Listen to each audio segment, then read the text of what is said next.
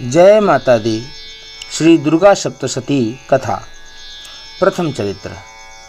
विश्व सत्य संदेश यूट्यूब चैनल पर आपका स्वागत है। आइए कथा प्रारंभ करते हैं। दूसरे मनु के राज्याधिकार में सुरथ नामक चैत्र वंशोद्भव राजा क्षितिमंडल का आधिपत्य हुआ। पृथ्वी पर शत्रुओं तथा दुष्ट मंत्रियों के कारण उनका राज्य कोषादि उनके हाथ से चला गया।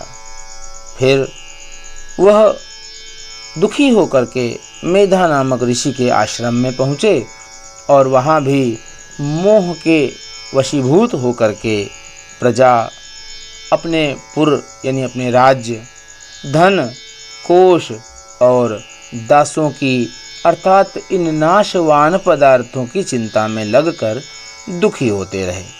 केवल आत्मज्ञ पुरुष ही पूर्ण सुखी होते हैं। सुरत की वही दशा हुई जो भगवत भक्ति विहीन पुरुषों की होती है। इसी आश्रम में समाधि नामक वैश्य से राजा सुरत की भेंट हुई। यद्यपि वह वैश्य भी अपने धन लोलुप स्त्री पुत्रों द्वारा घर से बहिष्कृत कर दिया गया था, फिर भी वह उनके दुर्व्यवहार को भुला करके उनके वियोग में दुखी था। इस प्रकार ये दोनों मेधा नामक ऋषि के समीप पहुँचे। वहाँ दोनों लोगों ने मुनि को प्रणाम किया और वहीं बैठ गए। राजा ने ऋषि से कहा, भगवान, जिस विषय में हम दोनों को दोष दिखता है उसकी ओर भी हमारा मन ममतावश चला ही जाता है। हे मुनिवर, यह क्या बात है कि ज्ञानी यानी हम जैसे बुद्धिमान पुरुषों को भी मोह सताता है, मोह होता है। महर्षि मेधा उन्हें मोह का कारण बतलाते हुए कहने लगे, इसमें कोई आश्चर्य की बात नहीं है कि ज्ञानियों को भी मोह होता है, क्योंकि महामाया भगवती अर्थात भगवान विष्णु की योगनिद्रा यानी तमोगुण प्रधान शक्ति ज्ञानी यानी बुद्धिमान पुरुषों के चित्त को भी बलपूर्वक खींचकर मोह से युक्त कर देती है। वे ही भक्तों को वर प्रदान करती हैं और वे ही परमा अर्थात ब्रह्म ज्ञान रूपा हैं। राजा ने भगवती की ऐसी महिमा सुनकर के उन मेधा नामक ऋषि से 3 प्रश्न किए। पहला प्रश्न किया उन्होंने कि वे महामाया देवी हैं कौन है वो।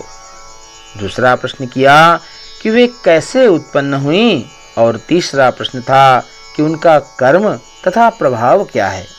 मुनि ने उत्तर दिया, वे जगन मूर्ति नित्या हैं और उन्हीं से यह सब कुछ व्याप्त है इस संसार में। तब भी उनकी उत्पत्ति देवताओं की कार्य सिद्धि के अर्थ में कही जाती है।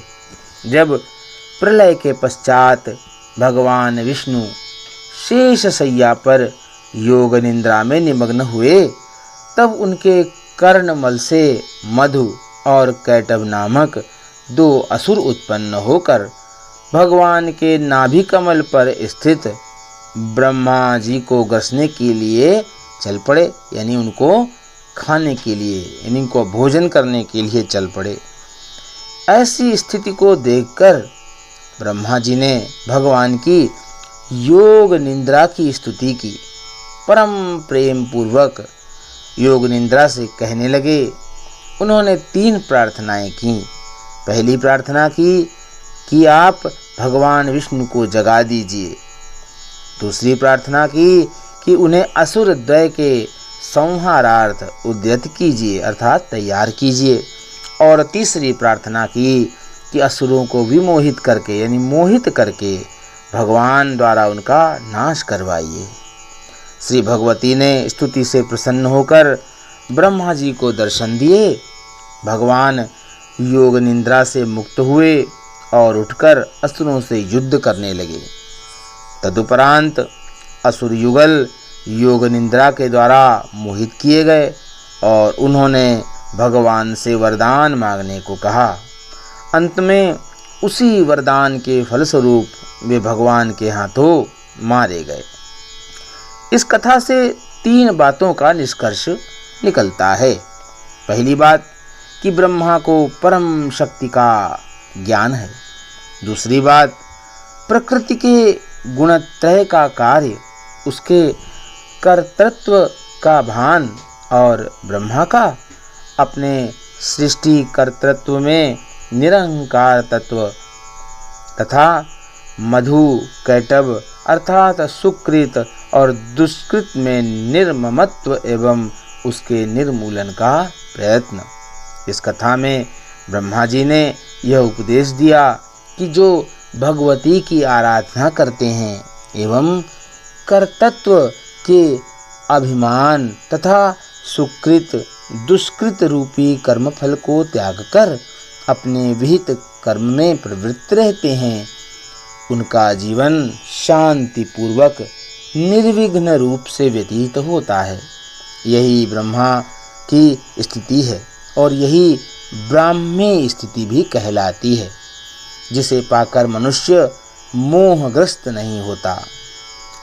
महर्षि मेधा सुरथ तथा समाधि दोनों जिज्ञासुओं के मोह के निराकरणार्थ अर्थात निवारणार्थ कर्म के उच्चतम सिद्धांत का निरूपण करके उपासना तथा ज्ञान योग के तत्व को भगवती के अन्यान्य प्रभावों द्वारा वर्णन करने लगे। इस प्रकार इस कथा का यह प्रथम चरित्र पूर्ण हुआ।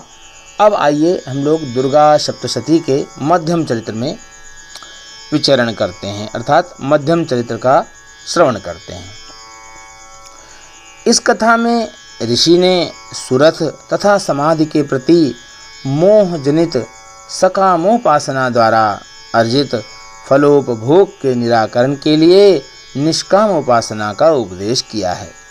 प्राचीन काल में महिष नामक एक अति बलवान असुर ने जन्म लिया।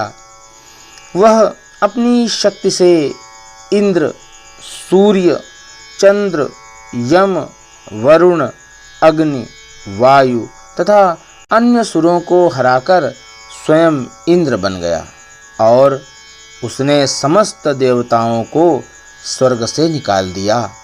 अपने स्वर्ग सुख भोग ऐश्वर्य से वंचित होकर दुखी देवगण साधारण मनुष्यों की भांति इस मृत्युलोक में भटकने लगे।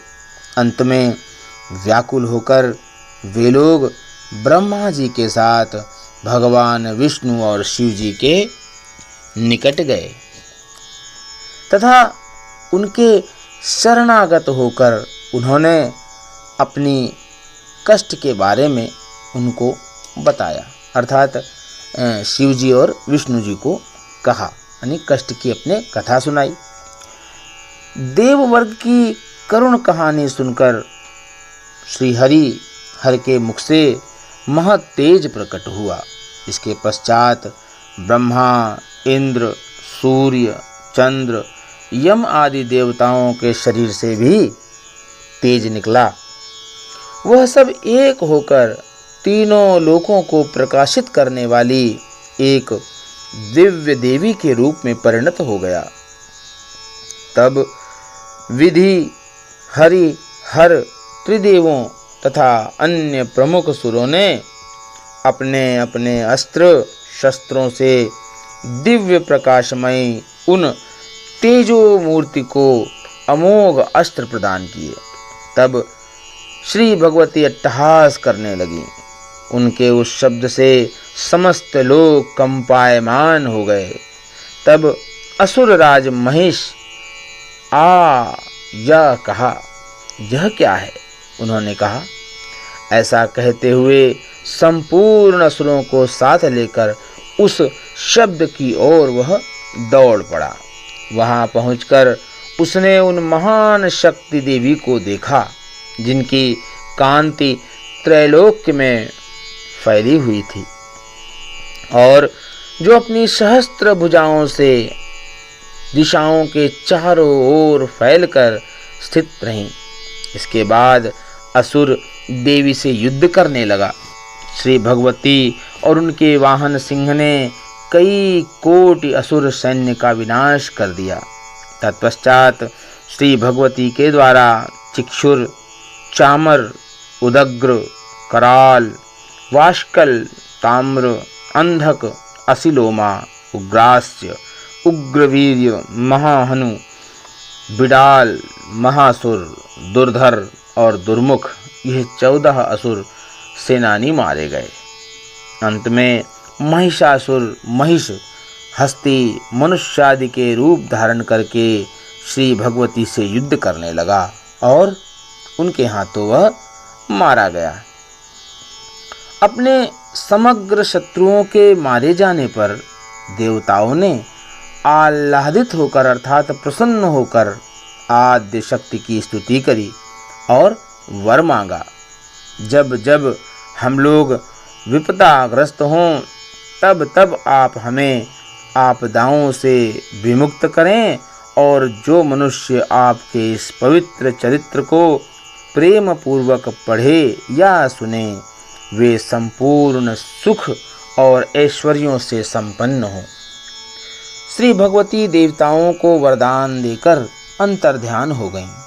इस चरित्र में मेधा ऋषि ने इंद्रादि देवगणों के राज्याधिकार का अपहरण, आत्मशक्ति द्वारा उनके दुखों का निराकरण तथा पुनः स्वराज्य प्राप्ति का वर्णन करके सुरथ राजा के शोक मोह के निवारण के लिए उन्हीं आत्मशक्ति की भक्ति का उपदेश किया है।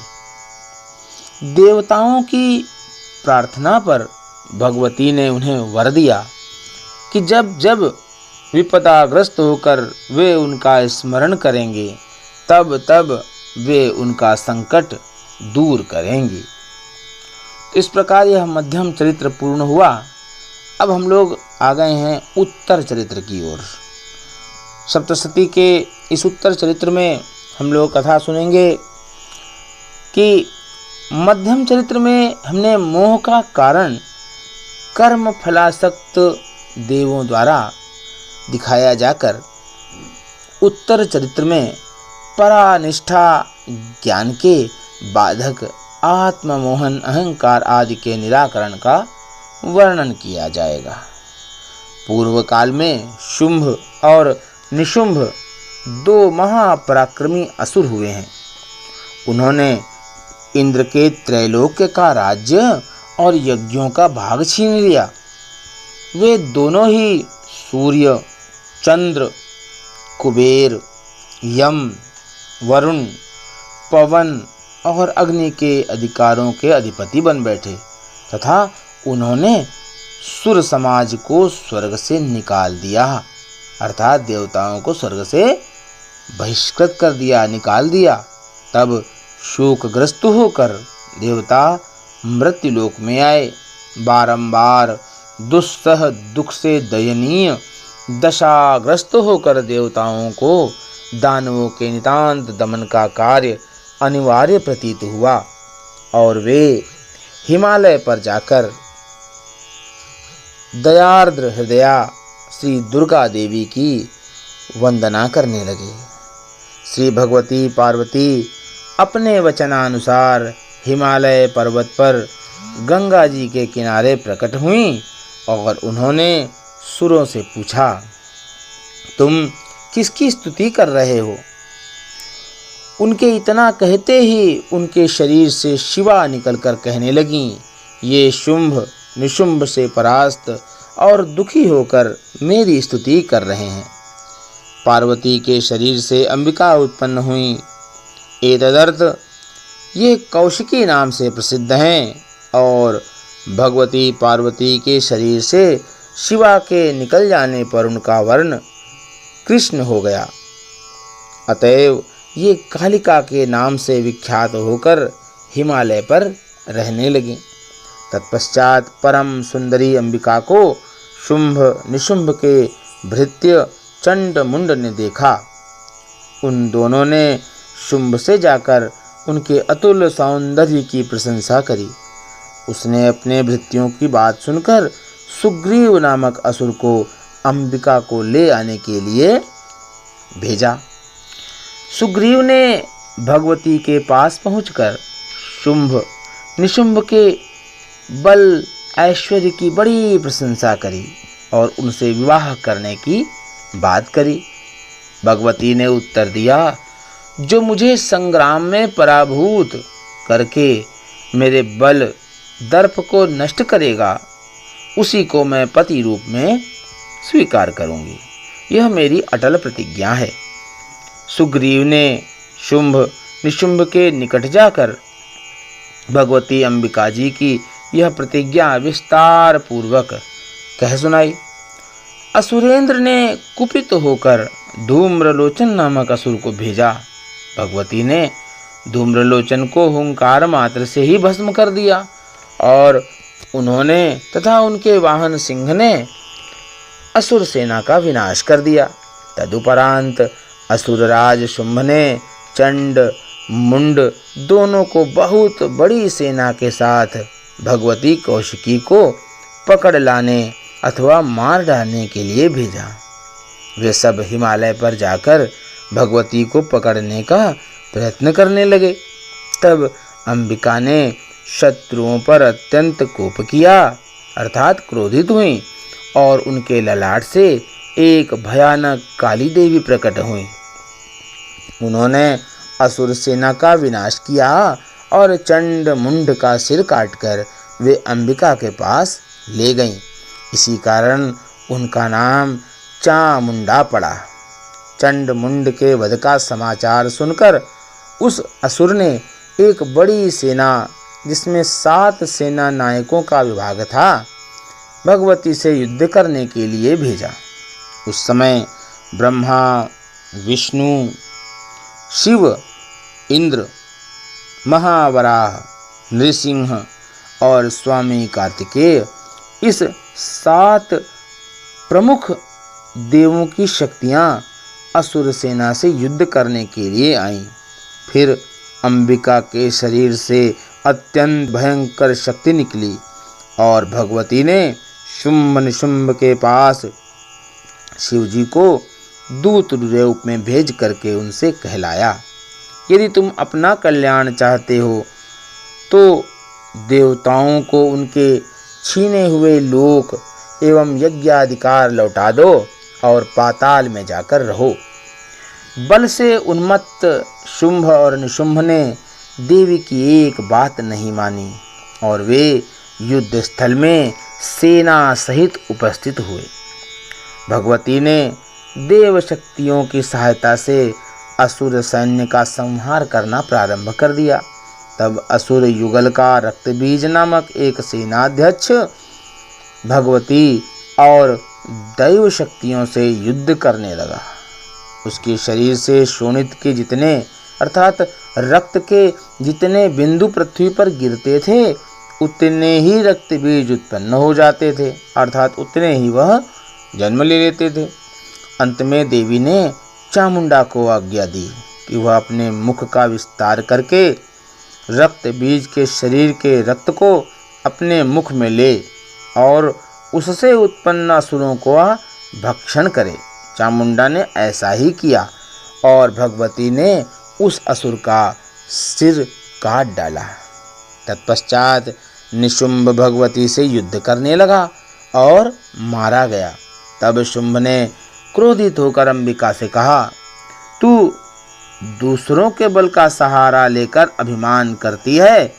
श्री भगवती ने उत्तर दिया, संसार में मैं एक ही हूँ। ये समस्त विभूतियाँ मेरी रूपांतर मात्र हैं। ये मुझसे ही प्रकट हुई हैं और मुझ में ही विलुप्त हो जाएंगी। इसके बाद 7 शक्तियाँ जो देवी के शरीर से निकली थीं, उन्होंने उन्हीं में प्रविष्ट कर लिया स्वयं को, और शुंभ भी देवी के युद्ध कौशल से मारा गया। देवगणों ने हर्षित होकर अंबिका की स्तुति करी और अंत में देवी प्रसन्न होकर बोली, संसार का उपकार करने वाला वर मांगो। देवताओं ने कहा, जब जब हमारे शत्रु उत्पन्न हो तब तब उनका नाश हो। आइए भगवती से हम भी यही कहें कि जब जब हमारे शत्रु उत्पन्न हो तब तक हे मैया आप उनका नाश करती रहना। भगवती आद्याशक्ति ने एवमस्तु कहा और भविष्य में 7 बार भक्त रक्षणार्थ अवतार लेने की कथा दुर्गा चरित्र के पाठ का महात्म्य वर्णन करके वे अंतर्ध्यान हो गईं। यह चरित्र ज्ञान कांड का है और उसमें 3 विषय हैं। पहला है देवताओं का सात्विक जो है ज्ञान से स्तुति करना। दूसरा है ज्ञान के विरोधी अहंकार आदि का नाश करना। और तीसरा है भगवती का अद्वैतवाद। तो आइए पहला बात सुनते हैं कि देवताओं का सात्विक ज्ञान से स्तुति करना। देवताओं को भगवती की उपासना का ज्ञान था, इसी हेतु उन्हें अब श्री ब्रह्मा विष्णु महेश इन तत्वज्ञ ईश्वर कोटि के देवताओं के निकट जाने की आवश्यकता नहीं थी और वे जगतजननी भगवती की स्तुति करने के लिए प्रवृत्त हुए। सात्विक ज्ञान का लक्षण श्रीमद् भगवद गीता में इस प्रकार कहा गया है। जिस ज्ञान द्वारा मनुष्य समस्त पृथक पृथक भूतों में एक ही अभिन्न अविनाशी परमात्मा के दर्शन करता है, वह सात्विक ज्ञान है। अतएव देवगण या देवी सर्वभूतेषु इत्यादि स्तुति से सब भूतों में उन्हीं आद्या शक्ति का एक अव्यय अविनाशी भाव जान करके 23 मातृगणों द्वारा उनकी वंदना करने लगे। दूसरा है परमार्थ पथ तत्पर प्रपन्न पुरंदरादि देवता ने शुंभ निशुंभादि विपक्षियों के क्षय की आकांक्षा प्रकट करते हुए पुनीत प्रार्थनाएं करके भगवती पार्वती का प्रत्यक्ष दर्शन किया और श्री भगवती ने शुंभ निशुंभ रक्तबीज धूम्रलोचन चंड मुंड तथा सुग्रीव इन प्रमुख 7 असुरों को पराजित करके देवताओं की रक्षा करी। श्री जगदम्बिका ने शुंभ के प्रति कहा है, मैं इस संसार में एक ही हूँ और मुझसे अतिरिक्त दूसरा कोई नहीं है। मैं अपनी विभूति द्वारा बहुत से रूपों में यहाँ स्थित रहती हूँ। अब उन सब को अपने में लय करके पुनः अकेली ही स्थित हो जाती हूँ। तो इस कथा का ये अब हम लोग उपसंहार करते हैं। उपसंहार में प्रारंभ है कि भगवती चंडिका अपने स्तुति का महात्म्य और उसका फल तथा पूजा विधि कहकर अंतर्ध्यान हो गईं और मेधा ऋषि ने उन्हीं महाशक्ति को धर्म अर्थ काम मोक्ष फल प्रदान कहकर यह उपदेश किया। महाराज, आप उन्हीं परमेश्वरी की शरण में जाइए। वे अपनी आराधना से प्रसन्न होकर मनुष्यों को भोग स्वर्ग एवं मोक्ष प्रदान करती हैं। राजा और वैश्य श्री भगवती के चरित्र तथा महर्षि मेधा के उपदेश को सुनकर उन महादेवी भगवती को प्रसन्न करने के लिए नदी तट पर तपश्चर्या में एवं उपासना में रत हो गए। जगद्धात्री चंडिका ने प्रसन्न होकर उन दोनों को दर्शन दिए और कहा, मैं तुम दोनों से प्रसन्न हूँ, तुम जो कुछ मांगोगे मैं वह तुम्हें दूंगी। आद्या देवी की बात सुनकर राजा ने विचार किया, मेरे लिए अपना छात्र कर्म करना ही उचित है। अपने आश्रित जनों को कष्ट में छोड़कर अकेले वन में चले जाना क्षात्र धर्म के विरुद्ध है। यदि मैं ब्रह्मा जी के समान अपने कर्तृत्व के अहंकार को बुलाकर उन्हीं महामाया की आराधना करता तो वे महाशक्ति जैसे मधुकैटभ से ब्रह्मा की रक्षा करती थीं, वैसे ही हमारी भी करती। राजधर्म का आदर्श कर्मयोग के उत्तम सिद्धांत पर स्थित है। अतएव मुझे चाहिए कि जिस प्रकार इंद्रादि देवताओं ने अधिकार से निकला हुआ स्वराज्य भगवती की कृपा से प्राप्त किया, उसी प्रकार अपने गए हुए राज्य को मैं पुनः प्राप्त करूं और न्याय नीति से अपने समस्त प्रजा को सुखी बनाऊं। इस विचार के पश्चात राजा ने आगामी जन्म में अखंड राज्य और इस जन्म में निज बल से शत्रुओं का विनाश और शत्रुओं की जो शक्तियां हैं उनका भी विनाश करने के लिए अपने लिए माथे वरदान मांगा। महादेवी भगवती ने उसे कुछ ही दिनों में शत्रुओं पर विजयी होकर स्वराज्य प्राप्त करने तथा दूसरे जन्म में भूमंडल पर सूर्य सुत सवर्णी नामक मनु का होने का वरदान प्रदान किया। जब भगवती ने वैश्य से वर मांगने को कहा तो उसने विचार किया कि यह संसार तो दुखमय है। देवताओं का कई बार अधिकारच्युत होना और सुरथ राजा का राज से भ्रष्ट होना यह प्रमाणित करता है कि सांसारिक भोग ऐश्वर्य अनित्य हैं, अर्थात इनका नाश हो जाएगा। जिस तुच्छ सांसारिक सुख से मेरा मोह था वह वास्तव में दुख रूप ही था। जब त्रैलोक्य पर्यंत का सुख अनित्य है तब मुझे इसमें विरक्त होकर उन परमेश्वरी की ही अनुकंपा से ऐसा ज्ञान प्राप्त करना चाहिए जिससे नित्य अक्षय सुख स्वरूप मैं प्रविष्ट हो सकूं। निवृत्ति का मार्ग पथिक ज्ञाननिष्ठ समाधि वैश्य ने अपने नाम और जाति को सार्थक करने वाले उपर्युक्त विचार के अनंतर श्री देवी के उस मोह विनाशक ज्ञान को मांगा। उसे भी मनोवांछित वर की संसिद्धि प्रदान करने के बाद उसका ज्ञान देने के बाद श्री दुर्गा शीघ्र ही अंतर्ध्यान हो गईं।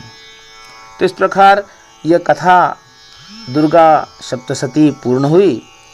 आपको यह कथा कैसी लगी? हमने संपूर्ण चरित्र को इसमें आपको बताया है, सुनाया है। इस वीडियो के बारे में अपने विचार हमारे साथ ज़रूर साझा करिएगा। कमेंट बॉक्स में लिखिएगा अपने विचार। वीडियो अगर अच्छा लगा हो तो लाइक ज़रूर कर दीजिए और अगर शेयर करने लायक हो तो शेयर भी कीजिए। और चैनल को अभी तक आपने सब्सक्राइब नहीं किया है तो कर लीजिए, क्योंकि हम ऐसी ही वीडियो लगातार आपके लिए लाते रहते हैं। और रोज़ाना का हमारा जो शुभ मुहूर्त वीडियो है, पंचांग है, वो पूरे संसार में काम करता है। इसलिए विश्व में आप कहीं भी हो अवश्य ही उसको देखिए और अपने लिए लाभ के रास्ते प्राप्त कीजिए। आइए प्रेम से बोलिए जय माता दी।